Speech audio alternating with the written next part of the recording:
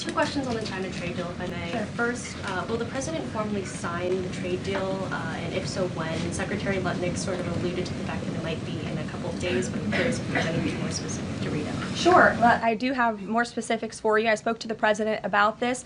He spoke to his trade team, who did a fantastic job negotiating this on behalf of the United States and meeting with their Chinese counterparts. The president is talking to them about the details of it now. But what the president heard, he liked. China has agreed to open their markets to the United States separately of this deal. And when it comes to this deal, we're going back to the terms that were agreed upon in Geneva for the release of some of those critical minerals and the magnets from China to the United States. And we have agreed to fully comply with the Geneva Agreement as well. So the president is reviewing the details of that with his trade team now, and you'll hear more from him, I'm sure. And then the second question, on tariffs, Secretary Lutnick suggested that the tariffs would remain unchanged with China. I'm wondering if there's any room for them to negotiate even lower, or if this is the floor.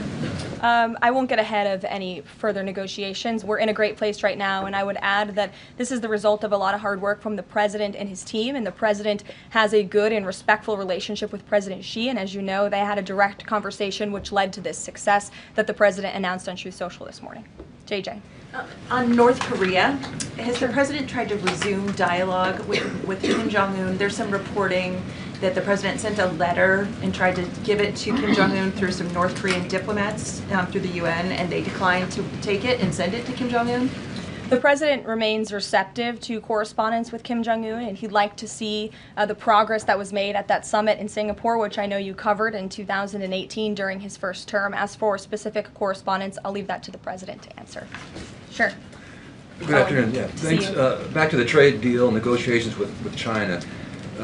Jimmy Lai, as you know, is a pro-democracy advocate, Catholic, sitting in solitary confinement in Hong Kong as we speak. His family believes he may be close to death. Did his name come up, Jimmy Lai's name come up in these negotiations with China? Not to my knowledge. I understand the negotiations were very much focused on our trade and economic relationship with China. Does the president believe he can free Jimmy Lai from prison?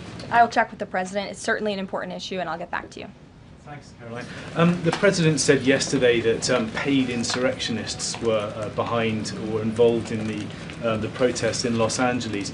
Does the White House have any more details about who they believe is paying these protesters? The president spoke about this last night when he returned from Fort Bragg, because frankly the president has a lot of common sense. And if you look at some of the imagery that we have received from the Department of Homeland Security and ICE and law enforcement who are on the ground, you will see boxes and boxes of very professionalized masks and rioting equipment being dropped off for these protesters. So it's a good question the president is raising, and one we are looking into, about who is funding these insurrectionists and these rioters and these protesters and these illegal criminals. And I have updates for you on the numbers, by the way. Since June 6th, there have been 330 illegal aliens that have been arrested as part of these riots in Los Angeles. 113 of those illegal aliens had prior criminal convictions.